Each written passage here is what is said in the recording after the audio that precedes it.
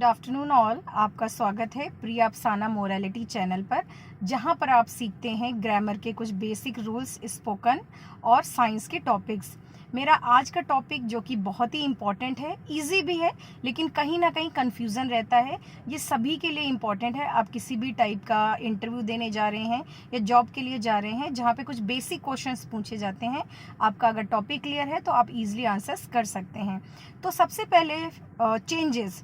आप अपने चारों तरफ बहुत से ऐसे चेंजेस देखते हैं जो कि रूटीन में होते हैं, लेकिन क्या आप जानते हैं वो किस टाइप के चेंजेस हैं?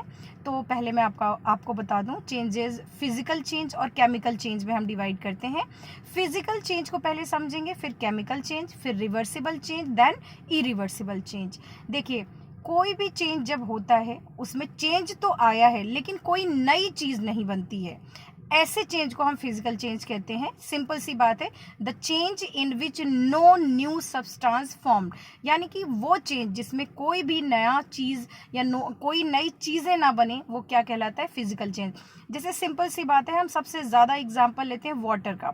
वाटर है, लिक्विड फॉर्म में है, आपने उसको टेम्परेचर डिक्रीज किया, फ्रीज़र में रख दिया, तो एक नई नई चीज़ तो बनेगी डेफिनेटली, लेकिन इतनी भी नई नहीं बनेगी कि वो वापस रिटर्न होके अपनी पोजीशन में ना आए।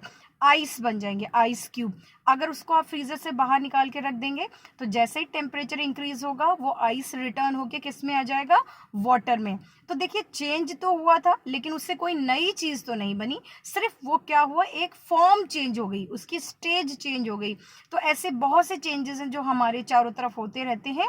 वो किस टाइप के चेंजेस कहलाते हैं? फिजिकल चेंज कहलाती हैं। जैसे कि आपने फैन स्विच ऑन किया, फैन चलने लगा, लेकिन थोड़ी देर बाद आपने ऑफ कर दिया, कोई नई चीज तो नहीं बनी ना, that is also physical change.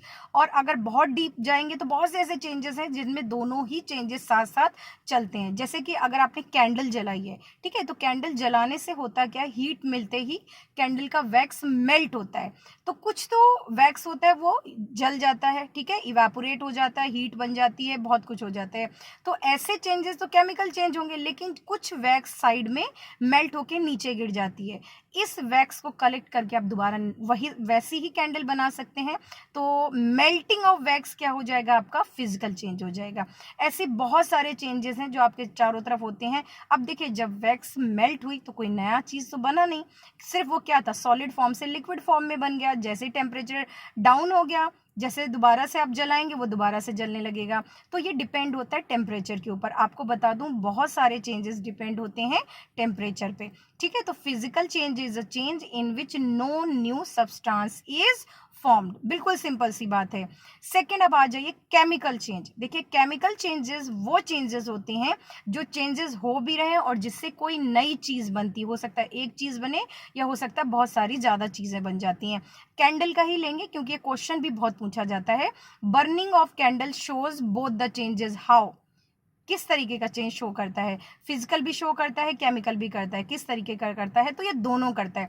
पहले हम केमिकल की बात करेंगे। देखिए, जब आप कैंडल को बर्न करते हैं तो उसके जो वैक्स होता है वो हीट की वजह से इवेपोरेट होता है, थोड़ा थोड़ा ऊपर जाता है। जैसे ही उड़ता है, वो फ्लाई करता है, वैसे ही उसको हीट कैच कर लेती है और वो जलने लगता है, फ्लेम बना लेता है। ये थोड़ा सीनियर क्लासेस में आप पढ़ते हैं, ठीक है। तो अब यहाँ पे जो वैक्स के पार्टिकल बर्न हो गए, जल गए, वो क्या आप दोबारा से कैच करके ला सकते हैं? जो हीट प्रोड्यूस हो गई, स्मोक बन गया, नहीं ला सकते ना। तो एक सिंपल सा वैक्स क्या क्या बन गया?